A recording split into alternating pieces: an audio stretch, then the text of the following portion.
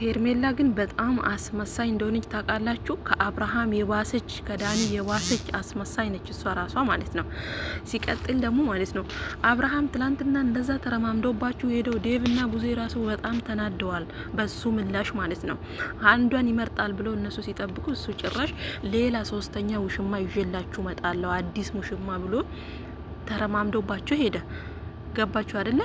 ዛሬ ደግሞ ቡዜ በዛ በትላንትና ቪዲዮ ተናዳ የማስመሰል ህርቅም ቢሆን እንኳን ሩታና ሄርሜላን አገናኝታ አስታረቀቻቸው።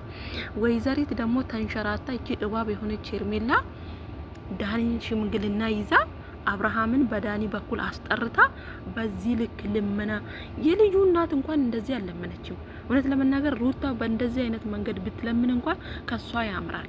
ምክንያቱም ብዙ ጣውረድ ያየችበትና ልጅ አለ በእነሱ መሀል ፍሬ አለ።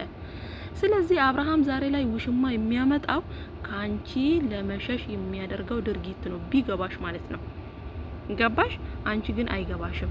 ምናልባት አንቺ እሱ ሶስተኛ አራተኛ አምስተኛ ደርድሮ ራሱ እኔንም ድባል አስገባኝ ነው የምትዩ እንጂ እንደዚህ እንደምትፋች ሴት አይነት አትመስኝም እውነት ለመናገር እንዴ። ከዚህ በላይ አንቺ ቆይ ሰው አልፈልግሽም ካለሽ አይገባሽም እንዴ? በምን አይነት አማርኛ ልንገርሽ አለ። ከዚህ የበለጠ መርከስ አለ እንዴ? እንዴ ምን ነው ሄርሜላ ምን ነው ደነገጠች እኮ። ዴቭ ነው እንጂ የሸፋፈነላት በጣም ልታለቅስ ሁላ ነበረ። ዴቭ ደግሞ በጣም ያስመስላል። ሩታን ሳይ ሩታን ይመስላል፣ ሄርሜላን ሳይ ሄርሜላን ይመስላል።